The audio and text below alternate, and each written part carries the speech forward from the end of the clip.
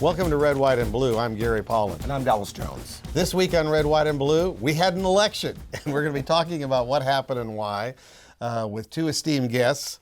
First, Keir Murray, founder and principal of KLM Public Affairs. He's a political analyst and a consultant. And Nancy Sims, similarly, is a political analyst and consultant, or was, I know, in my previous lifetime. I don't do campaigns and elections. But she used to. And she's a longtime lecturer at the University of Houston in need of a raise. Are we all? Yes, sir. So let's talk turnout. Comparatively to what years have been, how did we do this year in terms of our voter turnout here in Houston? Here. Go ahead. We did all right. We had about 22.5% of registered voters turn out in the city of Houston, about 350,000 or so, I think, in Harris County. Not quite as high as a percentage as 4 years ago when we had about 27.5%, but better than typical re-elect elections for mayors, which tend to be pretty sleepy affairs. Obviously, this was the most expensive, I believe, mayoral election in Houston history. Wow. And that probably had some impact on raising turnout. Okay, but except turnout's down from 4 years ago, and more money was spent than ever on this mayor's race, Nancy. Where are the voters? Well, they're paying attention to 2020. I think so many people weren't even aware there was a city election, which is why, for the first time in recent years, we had a much higher election day turnout than we did an early vote turnout. It was like the Astros had people distracted, and so on election day, they went, oh, hey, there's a city election, and they went and voted. So, but turnout is not abysmal for a city race. I mean, it's abysmal in general if you look at turnout, voter turnout, but historically it's in alignment. I think, too, it bears mentioning that the negative tenor of the mayor's race probably decreased participation. There was a lot of negative advertising on television from the mayor's principal challenger and then by the mayor in response, and that research shows depresses participation. I think it increased participation. Okay. Well, there you go. We got two sides of that position. Well, that's an interesting question, which is then, does negative campaigning work in this era we're in? I always say, we tell people, if we poll, people tell us they hate negative campaigning, but we have higher turnout when there is negative campaigning. You think it depresses it, but I think it causes more people to, oh, hey, there's a fight going on. Let's pay attention. I think there's merit to both sides of that. I think there definitely was a lot of people, just from personal conversations that I had, that were just exhausted with all of it. Because it almost became somewhat of a soap opera, that you waited till next week to see what else was coming, and it just got a little bit wacky. So I think people were a bit disenchanted by that, and I also agree that the Astro mania had everybody going crazy. So looks like we have a runoff in the mayor's race between the mayor and Tony Buzbee. How do you all see that shaping out? Well, that will be an interesting race to watch. If we were negative to begin with, we're likely to be much more negative going forward. And I think we can count on another, 5 to 6 weeks here of mudslinging on both sides.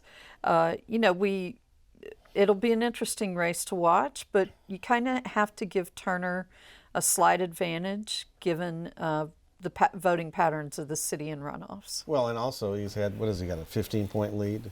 Closer to 20. Okay, so he's got a significant lead. So it was 46-28 in Harris County alone. He's obviously the favorite here, but there's been surprises in runoffs before, hasn't there? There have been. I think Nancy's right. It's going to be very negative, very likely. I also think it's likely to become quite partisan. Because I suspect it's in the mayor's interest to do that. This is a strongly Democratic city. Oh, you mean start? I mean, you'd wonder. I actually thought, watching the TV ads in September, that Sylvester Turner was running against Donald Trump for mayor. I think based on the TV ads. You're going to see more of that. See more of that. But it's interesting because Buzbee is he's actually like a business type person involved in politics, but had given money to both parties. He was a substantial donor to the Democrats' joint judicial campaign last time, and gave money to Trump, and has given money to other Republicans and other Democrats. It's interesting. So he's kind of a hybrid political animal, obviously. Yeah, I think that's fair, but I would also say, campaigns are not always about what's actually, wholly true. They're about aspects of what's true that you want to highlight. Do you think right? at some point that the mayor is going to start talking about his record? Because that's what this is really about. When a mayor runs for re-election for a second term, or any politician, it's about what was your track record in the first 4 years you served. So do you think Turner's going to go out there and try to make a case of how wonderful a mayor he's been, or not? Well, I think he did that all through the first round. He touts his solving of pension reform, in his opinion. We know that's not true. He touts He punted. Harvey recovery, And we know that's not true. Gary, would you let our guest speak? Yeah, he did. He's been running on his track record, and so voters didn't seem to be terribly disappointed in it by the outcome last Well, I night. don't know who they blame for all of our problems, like flooding never gets better. Our streets are worse than ever. Our homeless problems worse than ever. We have problems in the police department and fire department with personnel and equipment, and things aren't getting better. I mean, anyone who looks at it knows that. I'm actually interested in the runoff, if it's possible to hear from the candidates, what are your plans to get Houston back on track? Because we got issues. I'm getting a strange feeling you didn't vote for the mayor. I live in Bel Air. I live in Bel Air. Now you gave me the opening. Talking about in Bel Air, which Are is we gonna obviously jump to Bel Air? We are, just for a minute. Come on, we got plenty of time left. Bel Air is obviously a small bedroom community. It's similar to West University and Southside Place. And It's we had rich white people, in case you did Well, not actually, catch That's why Gary that. wants to talk. No, actually, I have neighbors that are Indian and African American and Hispanic, so that's not true. But so interesting about that race, it was insurgents running who were seeking to oust incumbent councilmen because the issue in Bel Air is overspending and the high tax rate and the debt. And what was happening was in the campaign, they were comparing the tax rate in Bel Air with West University and Southside Place. Bel Air has more commercial property than either, and it's like 10 cents more per hundred on a tax, which is significant. So I think that was the issue, and in this case, the insurgents won one race in the runoff and two others. So they're going to have looks like they're going to be very successful because the people are getting tired of getting taxed to death and running up big debt. That's the bottom line. And by the way, I think it's probably true in Houston, too. Now that we got over Bel Air. Did y'all want to comment on Bel Air, or can we go back to Houston and go down the back? Part of our viewing audience. I just wanted to remind everyone, though, that in 2015, Bill King and Turner were in a similar position, and then King just barely lost the He lost the runoff. race in Fort Bend County. What happened to Bill King this time around? He Tony came in. Busby. He came in what, third? Yeah, third. He got about 15% of the vote. He didn't have the money to compete, I think, is part of the issue. My own sense is I never got a sense of any change from the race that he ran 4 years ago. It was a lot of glass half empty, woe is me stuff about the city, not much of a vision for what I would do as mayor. I think that's principally why he lost in some ways 4 years ago, and I just didn't see any difference this time around. An important factor in this election, the firefighters. Yes, How'd they do? they didn't have a good night. No. I mean, I think it bears mentioning that the court decision regarding Prop B several months ago, I think, dramatically changed the mayor's race. Right. If you recall, the mayor was bleeding politically on this issue for months and months after the Prop B election, and the firefighters were very effectively taking it to him. But when the judge made the ruling essentially invalidating that election result, the air just went out of the balloon. Yeah, actually, and changed the race. I actually disagree. I think that it's still an issue, but they tied their political fortunes to a candidate who didn't raise any significant money and never really got out of the starting gate. But I still think it's an issue, and if it's presented properly to the citizens of Houston, they want to see their firemen paid fairly. I don't think there's any question about that. I think Turner has got some vendetta against them. Why, I don't understand. And they supported him last time, but whatever. Don't you understand why? I mean, the way they've gone at it over these last couple of years, I think it's gotten beyond the issue itself, and I think the personalities involved have actually made it about them kind of going back and forth as opposed to I the actually issue. think the fireman's issue has the capacity of taking Turner down in the runoff if properly presented, which it wasn't in the first round. So if people ignore it, if it's kind of on the sideshow, it isn't going to matter. But it's potentially an explosive issue. It Still remains for as a Turner. policy issue. I just think that the heat politically really dissipated when that court decision came down. I think it dissipated when nobody spent any money to drive the issue. That's when I think it ended. That's my take. Let's talk about some of the key council races. 'cause Let's there are talk quite about. a few that Well, are wait, going into we talk a about runoff. comptroller, your candidate. Yes, Chris Brown, he won. He did win. He's well liked. It was a close race, but he was well liked. People did like win. Chris. He did win. I just hope this term he speaks out, no matter who the mayor is, more often on the things that concern him about the direction of the city. That's my only comment. Is that it? Yeah, that's okay. Well, so anyway, But he won. He so was congratulations. reelected. Congratulations. People I guess it was a consultant. You got to know it was the candidate. I mean, he's got a strong record. He's a likable enough Very candidate, likable. Very and likable. I think Houstonians decided that they wanted to give him another term. Okay. And that he was better than the All right, alternative. on to the key council races. Let's go. So, at large one, looks like there's going to be a runoff between Mike Knox and Raj Sahota. How do you see that Yes. shaping up? Well, I think we could look at the runoffs in a package almost, because we have several incumbents that have gone into runoffs, and we have conservative candidates that are incumbents and challenged by more liberal opponents in the runoffs. So we could almost look at them as a package. You could say Knox, Kubosh, and Eric Dick. Anthony Dolcefino And Anthony four. Dolcefino as a group of conservative candidates that'll be riding the wave of what happens in the mayor's race. But interestingly, Nancy and Keir, if you'll chime in here, we've seen this, right? And so what you saw, let's take last election. Keir, you and I were working with Amanda Edwards, right? And Right. she had a conservative, Roy Morales, in the runoff. Meanwhile, you had Mike Knox and Georgia Provost. Perennial candidate, by the way, too. Amanda won, Knox won, right? They're at different ends of the spectrum. So in terms of what you're saying in the package, I mean, do we think that it will actually play out this way this time, or do the individual candidates matter? I think the candidates do matter, and the resources they're able to raise as a campaign matter. The environment in the Trump era is different. It's highly, even more polarized than it's been in the past. And I think you're going to see that issue because of what's going on at the top of the ticket with the mayor's race really come into play in this runoff. How that affects the results remains to be seen, but I think you're going to see a very partisan style runoff, even though this is a nonpartisan election. I agree. David Robinson, incumbent council member, is in a runoff with Willie Davis. A repeat of 4 years ago, right? And I believe Robinson won that runoff by 10 points or so. Right.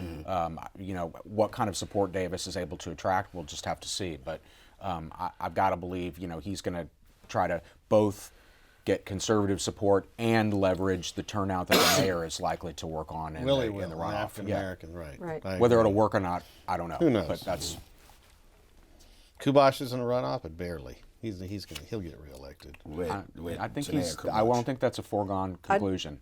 I think he's going to have to fight for it. I do too. Well, I agree, but he's I'm sorry. So you think he's going to have to fight to get Absolutely. reelected? Absolutely. Because he's Me going to too. get put in the Trump bucket Right. with the rest of the conservative candidates. Whether he likes it or not, that's what's going to happen. He tends to fare really well, I've observed, in the African American community, which is interesting. Yeah, 'cause of he's Dad's kind of name an ID. he's kind of an outlier. But he there. now has an But African he American now woman has opponent. an African American woman opponent, and I think she's stronger. She's got strong grassroots in the African American community. So it'll be interesting to see if he holds that coalition together. Okay. And I don't think the mayor is going to be interested in helping him, is my suspicion. Yeah, I'll give you that. He's a thorn in his side on council, and Yeah. he'd just as soon see someone else Right. in that I office. give you that one. At large 4, and this is one of those places I have to disclose that my client Letitia Plummer is in the runoff. congratulations. Thank you. With Anthony Dolcefino. Right. I really don't want to ask you all how you think this shapes up because you might say something I don't want you to say. but how do you see it? Well, the thing with that race Interesting. was the name ID just played a Right. big part of it. Is yeah. a lot of people didn't know the people in that race. So, the Doltrafino name has a long history of name identification in Houston. Absolutely. Due to his father's involvement in local media. Is that his father or his uncle? His That's his father. father. It's his Father. father. Okay. It's Well, his he's a father. young and energetic candidate, too. I mean, I'm Right, gonna he's say that. 21. You think that people in Houston have met him? Are I any think of he's the campaigned candidates hard. in that I mean, race? I don't know. But in this race, we've got the same issue that we just discussed. We have Democratic woman versus Republican Republican man. man. Danger Yeah. for the conservative candidate in this environment and given the city electorate. And I will say this: a lot of people don't know this, but Letitia's grandfather and father have a very historical name in the African American community, the Which Plumbers. is, I agree, and projected her to be in the runoff all Absolutely, along. yeah. What's interesting was one of the mayor's close friends finished fourth in that race, Bill Baldwin. Yes. Interesting. That a lot of people thought he would just be a walk-in and win the race, and yeah, I and just he didn't see did- much he from didn't him. get as a Which candidate. I never understood, right? I mean, I think, certainly folks know him kind of from inside baseball, but I think it was strange that when he entered, it was this overwhelming thought that, oh my God, the whole city's going to vote for this guy. No, Yeah. it You really know, was. He made a very late entry into the race, and then I just didn't see much from him. Not I much of a got him. campaign. Yeah. How about District C? District C is going to be interesting. You have two very strong women. Both Democrats. Both Democrats. No conservative made the runoff there. Right. They The knocked pr- each other off. Right. That'll be a runoff between Abby Kamen and Shelley Kennedy. Shelley Kennedy. Mhm. So they're both great women. It's going to be which one works the hardest. Kamen clearly has more financing than Kennedy. She got about 30% of the vote. And Right. I think Kennedy got 17, 18, something That like was that. close to. But her Kennedy making will a pick runoff. up a lot of the other vote that was in that race that went to other people where Shelley or Abby were their second choice. And Gary skipped all the way down to C, but I mean, they're at random, large- right? at There's large five. a bunch of other letters before then. exactly. But, At large At five. large five. I mean, I And carry. disclosure, my client, Sally Alcorn, Right. led in that race and is in the runoff. I think she'll be favored to win. Again, Democratic woman versus conservative man. And perennial Advantage. candidate. And Yeah, Eric Dick. Eric Dick, former Yeah. mayoral candidate and member of the Harris County Department of Education Board. But I think Sally will have an advantage. Was in that runoff. close? That was close, though, too, wasn't it? Well, they were close to one another, but none of the other competitors were particularly close to them. I think District A is a given that Amy Peck will probably walk away with that seat. She was really strong almost without a runoff in the field of candidates, and is the current chief of staff for the council member. Right. So, District B. District B, you had Tarsha Jackson and Alvin Byrd advance to the runoff. Wait, No, I think did that change? Yes, Cynthia it did. Bailey, I thought, advanced. I thought it was Cynthia Bailey. No, it's Alvin Byrd. Alvin Byrd made it to the runoff. No. No, I thought it was Cynthia Bailey. it's Cynthia No. Bailey. Well, the other person close was Renee Smith. Renee Yeah. Jefferson Smith, It who was- is my client. right. It's interesting. She didn't make it? No, but here's what's interesting about this particular piece. Cynthia Bailey made it to the runoff. Right. Now, you all saw the story, or did you see the story that talks about the fact that she is a convicted felon? And so it's going to... Can she serve? It's going to trigger a legal question Oh, my Right. goodness. of whether or not she can actually serve, or should the city attorney intervene in the runoff. How does this work?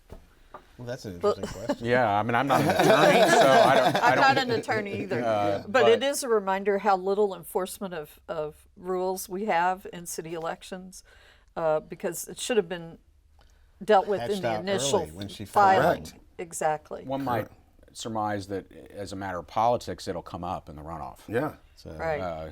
as a campaign issue. Yeah. Right. But so you would favor Tasha Jackson, and they're probably going to win that. well, she led, I think, by several percentage points. Yes, a 6. District Gary, D, you wanna we have throw runoff, something out there? well, District D. We have District D, we do have a runoff. My client in that race is Brad Scarface Jordan, who is in a runoff with Dr. Carolyn Evans Shabazz. Right. Interesting Who's race. the rap star in that race? I'm sorry? Who's the rap star? Jordan. Clearly. Yeah. Does he still perform? He does. Does he do rap in his speeches? I mean, Gary, when you say it, you sound I know, really old rap. I mean, it's hip hop. Okay. It's, he's Okay. an artist, I Gary. stand corrected. Does he do hip hop in his speeches? No, he does not. Okay. I think that would be think He can also chew gum and walk. Oh, I was sure of that. So he's got good name ID. He does have good name ID, and I will. He should be forward. I'll let you all talk about this probably more, but I mean, how do you see this kind of? That's going to be a competitive race in the runoff. Very competitive. I think so too. Dr. Evans Shabazz, I think, is former community college trustee. She did lead in that race by again, several percentage points. The mayoral runoff is obviously going to boost turnout in District D, I think. So it'll come down to the campaigns, who's able to raise money, who gets what endorsements, those kinds of things I think will play a role. And honestly, I thought Dr. Carla Braley would have probably been one of the people in the runoff. I mean, she had a slew of endorsements. Right. In fact, I think the only people were Brad and her with endorsements. Right. In the race. And so I was kind of surprised that she didn't end up creeping into the runoff. So endorsements are not everything. And the higher the turnout goes, the less they matter. Right. Okay, how about the state rep races? We had 2 state rep races in the region, Sure. one in Harris County, one in Fort Bend County. Nancy, what do you want to take on Both first? evolved into clear-cut dim Republican runoffs. The 148 in Harris County near Northside District, that race led by Anna Eastman, a Democrat, and Republicans coalesced behind Loretta. And but I think in the end, the Democrat will win that race. It's a traditionally Democratic state. Very All right, Democratic. how about Fort Bend County? You take This is sort of the marquee race in the state, right? House District 28, which vacated by Dr. John Zerwas, who left to take a job at the University of Texas. Very high level of focus by both parties around the state, seen as a battleground district in the battle for control of the Texas House next year. This is a special election to fill the rest of the term. The one Democrat in the race, Dr. Liz Markowitz, led with about 40% of the vote against a number of Republicans last night. A guy named Mr. Gates, Gary Gates, I think, is her runoff competitor. We'll have to see who comes back in a runoff. It's going to be about turnout, about enthusiasm. There are going to be a lot of resources poured into that district for this special election runoff because it is on the target list of seats for takeover by the Democrats to try to win control of the Texas House next year. So it'll be hotly contested. Very contested. Yeah, and it'll have statewide attention, if not national. And I will say one last point on it is looking at the early vote. We haven't seen Election Day yet. Markowitz overperformed based on the sort of partisan scoring of the electorate. One might have thought she would get in the high 20s based on who showed up in the runoff, but she got nearly 40%, which I suspect augurs well for her chances to win. 29,000 people voted in that race. District 148. Well, as Nancy mentioned, we just got the talked about- runoff. That's Jessica Farrar's longtime district, served for 25 years or so. Right, and you have Anna Eastman. The former and Loretta. HISD trustee, and then Loretta, the Republican. 75% of the voters in that district were Democrats. Right. I think Eastman will be heavily favored to win that. But anything's possible. Interesting. So we saw recently the report from TEA in regards to HISD and the recommendation that HISD should be taken over by the state. What we also saw last night was 2 incumbent board members ousted pretty badly, actually. Trounced in the case of Deanna Dabo. Right. Right, absolutely. Well, both of them were fairly strongly defeated. Right, and Donnie Hernandez in that race is my client as well. She had 63. She's a reformer, right? She had 63. She is. She had 63% of the vote, and That's impressive. Judith Cruz also had 63% of the vote. Right. Gets incumbents. What did the voters say with that last night? They said that they don't like the chaos at HISD. I mean, there's been a lot of board dysfunction that's been, Which is the main reason why the noted. state wants to take over. And it has caused a lot of turmoil with the state and TEA, and many suspect that takeover is coming. Still, I believe The district's appeal regarding one high school, Wheatley, was rejected yesterday, Right. which most people think is another sign that the state is going to intervene. But yeah, I mean, there's a slew of bad media coverage about board relations. We had some board members retire and not elect to seek, or not choose to seek re-election this year, and then some of those that did were soundly defeated Right. last night. So the people have gotten the message. HISD Well- is not working. We'll see. We'll see. And the state still has the authority to take over the local school board. Right, and I think right now where Yeah, they're where it looking is for is- applicants. Nancy, are you interested? No, thank you. But I mean, again, I think the commissioner has yet to come out. While there was a recommendation to take Right. over, he's come out to say it, and I can only wonder because the Lord's source of that investigation was Deanna Davila. So you wonder if that's any type of game changer in his mind. Now that you have two of the folks that were involved that are out. But there were still incumbents that weren't up this time that are a part of that investigation. Problem. Maybe they could resign. That would help. Well, I mean, the one thing that gives me pause is that, sure, the state can take over the district, but then they own it, and then you're on the hook for things that go well and things that Academic don't. performance, And so I think, teachers. from the governor, maybe as a political calculation, is not thinking necessarily that he wants this responsibility, because ultimately it's his appointee. So, we'll see what happens. Okay. Well, that's wraps it up, I guess. Yeah. We have a runoff coming December 14th. Or the 10th, I The believe, is the 10th. word we're getting. It's going to be Tuesday the 10th. 10th, Tuesday Yeah. the 10th, so it's like 35 days away. Right. So We're so excited about it. and we have less Christmas shopping days this year, so that's kind of an important Yeah, and factor. an election in the middle of it. So. There you go. That's it. That's it. Nancy Sims, Keir Murray, thank you so much. Always a pleasure, brother. Always. We'll be back next week with another exciting show on Red, White, and Blue.